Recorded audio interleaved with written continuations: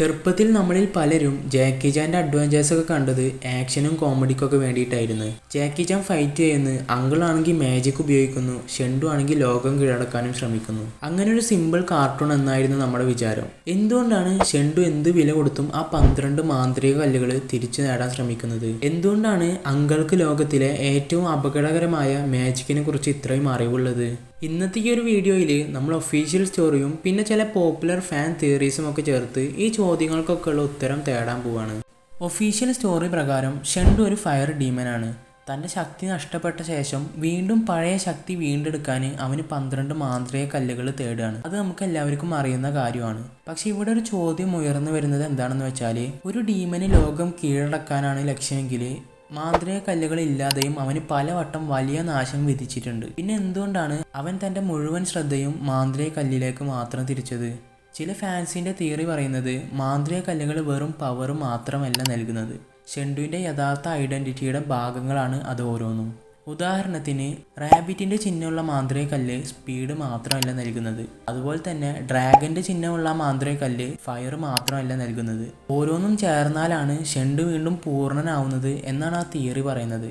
ഇതിന് official confirmation ഒന്നുമില്ല. പക്ഷെ ഷെൻഡുവിൻ്റെ മാന്ത്രിക കല്ലിനോടുള്ള ആ ഒരു ഒബ്സഷൻ കാണുമ്പോൾ ഈ ചോദ്യം പല ഫാൻസും ചോദിക്കാറുണ്ട്. ഇനി അങ്കിളിനെ കുറിച്ച് നോക്കുമ്പോൾ ജാക്കിയാണ് നമ്മുടെ കാർട്ടൂണിലെ ഹീറോ. പക്ഷെ പല പ്രശ്നങ്ങൾക്കും സൊല്യൂഷൻ കണ്ടെത്തുന്നത് അങ്കിളാണ്. Ancient spells, demons, magic creatures, ലോകത്തിൻ്റെ പല ഭാഗങ്ങളിലെയും പുരാതന രഹസ്യങ്ങൾ, ഇത്രയും കാര്യങ്ങൾ ഒരു സാധാരണ പുരാവസ്തു വിദഗ്ധന് എങ്ങനെ അറിയാം? ഒഫീഷ്യൽ സ്റ്റോറി പറയുന്നത് അങ്കിൾ ഒരു ആർക്കിയോളജിസ്റ്റും മാജിക്കിൽ അറിവുമുള്ള ഒരാളാണ്. പക്ഷെ ചില ഫാൻസ് പറയുന്നത്, വാട്ട് ഇഫ് അങ്കിൾ വർഷങ്ങളോളം മാജിക്കിൻ്റെ ലോകവുമായി നേരിട്ട് ബന്ധപ്പെട്ടിരുന്ന ഒരാളായിരുന്നെങ്കിലോ? അതുകൊണ്ട് തന്നെ അദ്ദേഹം പലപ്പോഴും ഒരു വസ്തു കണ്ടാൽ തന്നെ അതിൻ്റെ ചരിത്രം പറയാൻ തുടങ്ങും. ചില സമയത്തൊക്കെ മന്ത്രങ്ങൾ പോലും തറവായിട്ട് പറയുന്നത് പോലും കാണാം. ഇതൊക്കെ അദ്ദേഹം പഠിച്ചതുകൊണ്ടായിരിക്കുമോ? ഇതിനും ഒരു ഒഫീഷ്യൽ ആൻസർ ഒന്നുമില്ല.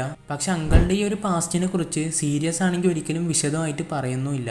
അതുകൊണ്ട് തന്നെ ഈ ഒരു മിസ്റ്ററി കൂടുതൽ ഡീപ്പായിട്ട് പോവാണ്. ഇനി മറ്റൊരു കാര്യം ശ്രദ്ധിക്കുമ്പോൾ, സീരീസിൽ നമ്മൾ പലവട്ടം കണ്ടിട്ടുണ്ട് ഒരേ മാന്ത്രിക കല്ല് പല ആളുകളുടെ കയ്യിലും എത്തുന്നത്.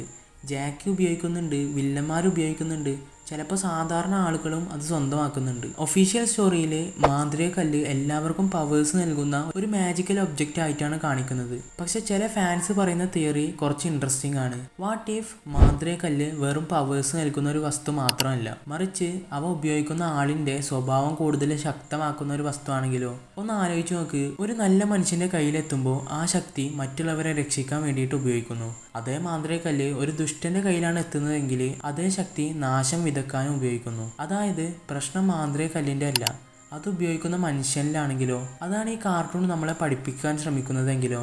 ചിലപ്പോൾ നമ്മൾ ശക്തിയെ കുറ്റപ്പെടുത്തും, പക്ഷെ യഥാർത്ഥ ചോദ്യം ആ ശക്തി ആരുടെ കയ്യിലാണ് എന്നായിരിക്കാം. അതുകൊണ്ടാണ് ജാക്കി ഓരോ മാന്ത്രിക കല്ലും സ്വന്തമാക്കാൻ ശ്രമിക്കുന്നത്. ശക്തി സ്വന്തമാക്കാൻ വേണ്ടിയിട്ടായിരുന്നില്ല, തെറ്റായ കൈകളിൽ എത്താതിരിക്കാൻ വേണ്ടി മാത്രം.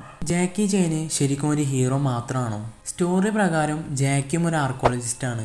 ചരിത്രം പഠിപ്പിക്കുന്നുണ്ട്, പുരാതന വസ്തുക്കൾ കണ്ടെത്തുന്നുണ്ട്, അപകടം വന്നാൽ ആളുകളെ രക്ഷിക്കുന്നുമുണ്ട്. പക്ഷെ മുഴുവൻ സീരീസ് നോക്കിയാൽ ജാക്കി ഒരിക്കലും മാജിക് സ്വന്തമാക്കാൻ ശ്രമിക്കുന്നില്ല. മാന്ത്രിക കല്ല് കിട്ടിയാലും അവനത് ഉപയോഗിച്ചിട്ട് സ്വന്തം ജീവിതം എളുപ്പമാക്കാൻ നോക്കുന്നില്ല. അവൻ്റെ ലക്ഷ്യം എപ്പോഴും ഒന്ന് മാത്രമാണ്, ഇത് തെറ്റായ ആളുകളുടെ കയ്യിൽ എത്തരുത്. ലോകത്ത് മാജിക് ഉണ്ടെന്ന് അവനറിയാം. പക്ഷെ എല്ലാവർക്കും അത് ലഭിച്ചാൽ ആ ശക്തി മനുഷ്യരെ രക്ഷിക്കില്ല, മറിച്ച് മനുഷ്യരെ തന്നെ അത് നശിപ്പിക്കും. അതുകൊണ്ടാണ് ഓരോ അഡ്വഞ്ചേഴ്സ് കഴിയുമ്പോഴും മാന്ത്രിക കല്ല് വീണ്ടും സുരക്ഷിതമായ സ്ഥലത്തേക്ക് മാറ്റുന്നത്.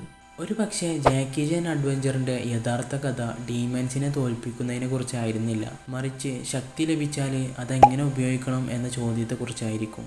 ഷെൻഡുവിന് മാന്ത്രികക്കല്ല് വേണമെന്നായിരുന്നു, ജാക്കിക്കാണെങ്കിൽ അത് സുരക്ഷിതമായിരിക്കണമെന്നു. രണ്ടുപേരുടെയും ലക്ഷ്യം മാന്ത്രികക്കല്ല് തന്നെ, പക്ഷെ കാരണം രണ്ടായിരുന്നു. അതാണ് ഒരു ഹീറോയും വില്ലനും തമ്മിലുള്ള യഥാർത്ഥ വ്യത്യാസം. ഇന്ന് വരെ ജാക്കി ചാൻ അഡ്വഞ്ചേഴ്സ് ആളുകൾ ഓർക്കുന്നത് ആക്ഷൻ കൊണ്ട് മാത്രമല്ല, ഓരോ അഡ്വഞ്ചറിൻ്റെയും പിന്നിൽ ഒളിഞ്ഞിരിക്കുന്ന ഈ ചെറിയ ചോദ്യങ്ങളാണ് കാരണം. ഇന്നത്തെ ഈ ഒരു വീഡിയോയിൽ പറഞ്ഞ ഫാൻ തിയറികൾക്ക് ഒഫീഷ്യൽ കൺഫർമേഷൻ ഇല്ല. ഇനി നിങ്ങളോടൊരു ചോദ്യം, നിങ്ങളുടെ അഭിപ്രായത്തിൽ ഏറ്റവും വലിയ മിസ്റ്ററി എന്താണ്?